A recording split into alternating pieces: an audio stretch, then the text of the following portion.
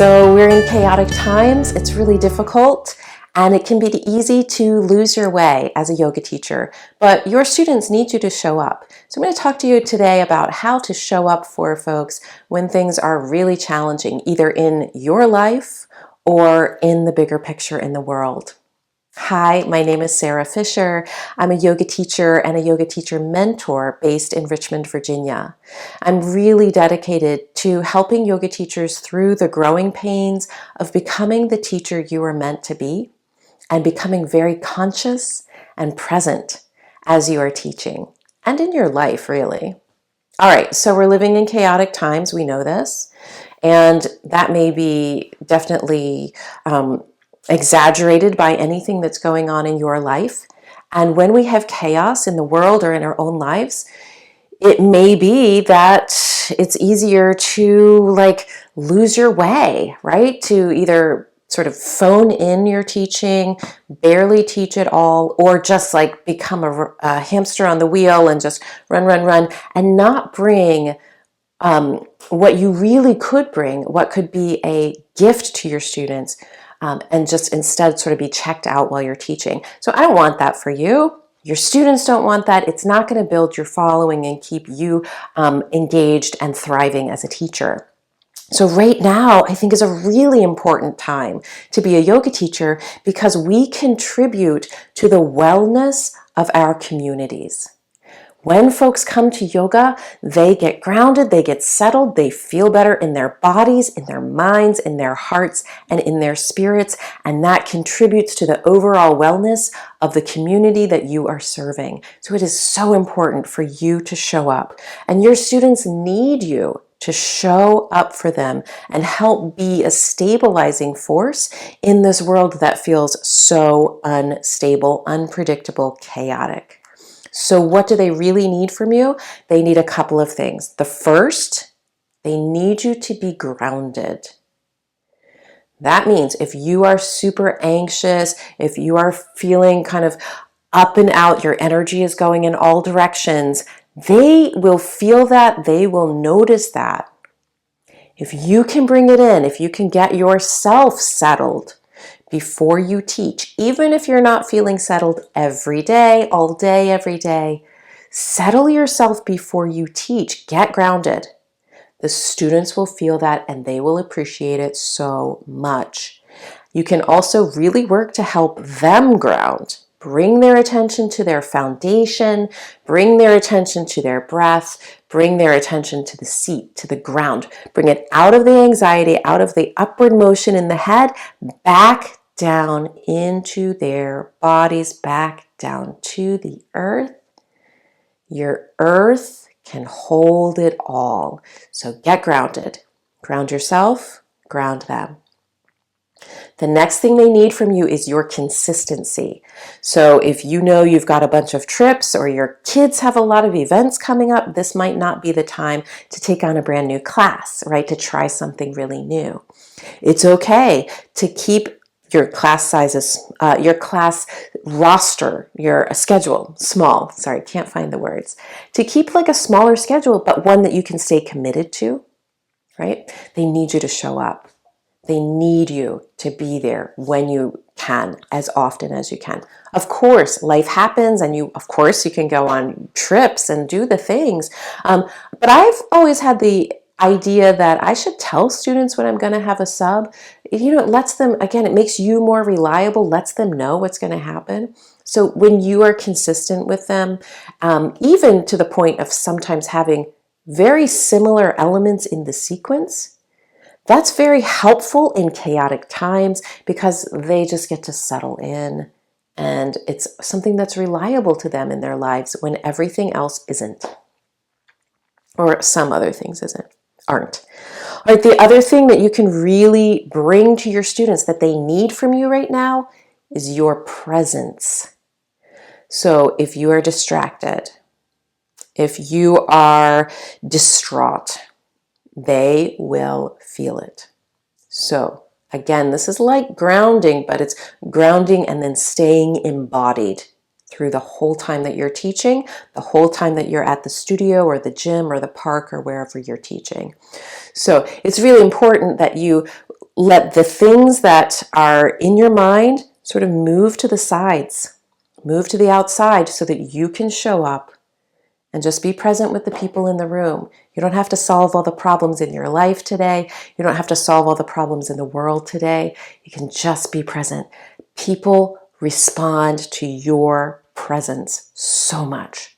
So if you are worried about what they're thinking, let that slide away. If you are worried about what's going on in the world or what you're going to have for dinner, all of those things can slide to the background so that you can be really with them in the practice. That presence, again, is something they can feel. It's not something that we get in other parts of the world very much. And so when you are present, it is a shift for them and it helps them become more present. And again, that's a contribution to the wellness of your community. So for those three things, getting grounded, being consistent, bringing your full presence, you might take a moment and just think about, what do you need right now to be able to bring those to your teaching? You know, are you ungrounded right now? So do you need to spend some time in your practice or outside just settling? Are things very inconsistent, you know, with when you can show up to teach? What can you do to hone that in, even if it means letting go of a class for a while? And then, you know, how present are you? You're spending a lot of time doom scrolling here with me on YouTube or wherever else you might be. Are you really present? If not, it may be time to just, again, get into your practice, get into your body. So much of this is going to come from your own practice and from your intentions. Maybe a little journal about that. All right, here's the other really big thing that will help you contribute to the wellness of your community, support your students in challenging times. And that is bring the yoga teachings to your students. The thing is, throughout human history, there has not ever been a time when there has been absolutely zero chaos, absolutely zero upheaval. The world is always doing this. It's always churning. That's not new. And yoga grew up in environments that were churning and where there was chaos and unpredictability from the outside world, from the inside world, right? And so within the yoga teachings, there is so much richness that you can offer your students that is guidance for how to deal with all of this. We have the Bhagavad Gita, right? Beautiful, like incredibly powerful text about how you deal with warring forces inside yourself or outside of yourself and what are the choices that you make. So you've got the Bhagavad Gita as a wonderful text to rely on. The Yoga Sutras of Patanjali, right? There we've got talks about ignorance and avoidance and what happens when you practice and what happens when you can calm the mind to an extent that you connect with something deeper than the chaos, the whirling that's going on outside of you or inside of you in your mind, right? So we have all of these texts that we can rely on. I personally study more Tantra, so I might look towards the Spanda, the stanzas on vibration, right? Like, hey, this world is pulsing. It's pulsing really fast. Let's work with pulsation in our bodies and feel how we can align with the bigger waves. Like, we're going to be moving through waves together. Anyway, you could choose anything. But this is a great time to bring yoga teachings to your students if you're not already doing that. These teachings have lasted for so much time because they are relevant across the ages. And they can help your students feel like, oh, I'm not alone in this experience. They can help them feel safer. They can help them feel like this is part of something much bigger, right? A cycle that is much bigger. And all of that is settling for your students, for their minds, for their bodies, for their hearts. And they feel like buoyed up and like they can go on. They don't have to just crash out or burn out. The other really beautiful thing that happens when you start offering the yoga teachings and getting grounded, being consistent, showing up with your full presence, is that the students, when they feel that, they start to feel like yoga is an integral part of their lives, an integral part, and something that they don't want to miss. They can feel the difference in their lives. They don't want to miss it. They don't want to like go a week or 2 weeks or a month without it.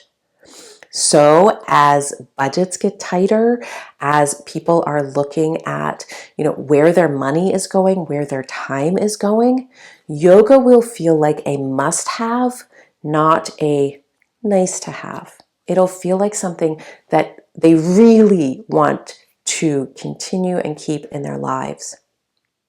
The way that you feel, the way that I feel, it's a must-have, right? And so that bringing all of these gifts to your students is also helping to build your following, helping to keep your community of students strong. And it's a little like reassurance, hopefully, for you as times change, as people's budgets change, as people have to make some difficult decisions about where they're spending their time and their money. You want to be someone, and your classes want to be something that folks don't want to let go of. So I feel, and I've experienced, that when I show up with teachings that are relevant to the times, not tone deaf, right? Relevant to the times. And I'm grounded, and I'm doing it week after week, and I'm bringing my full presence, the students show up. And that means I've got folks I can consistently work with, and it means I have more consistent income over time. So let me know, what do you think? How is this going for you? Are you feeling grounded? How consistent have you been with showing up for teaching? Really prepared, not just like phoning it in? How's your presence these days? Are you showing up for yourself? Showing up for your people? And what is a teaching that, is helping you? You don't have to go looking for things that are just totally outside of you. Like, just how's yoga helping you? And there you go.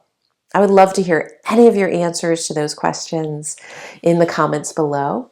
And thanks for listening. If you haven't subscribed, please subscribe. It helps. If you like this, please like it. It helps. It helps, the Instagram, not the Instagram.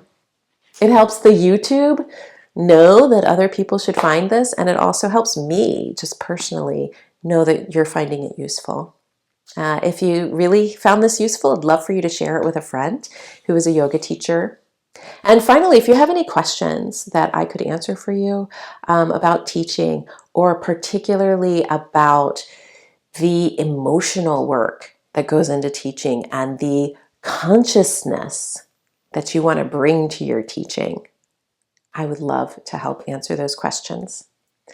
I work with yoga teachers individually. If you want to find out more about that, you can you can come to my website, sarahfischer.life. And I hope that this is helpful for you. Take good care. Bye.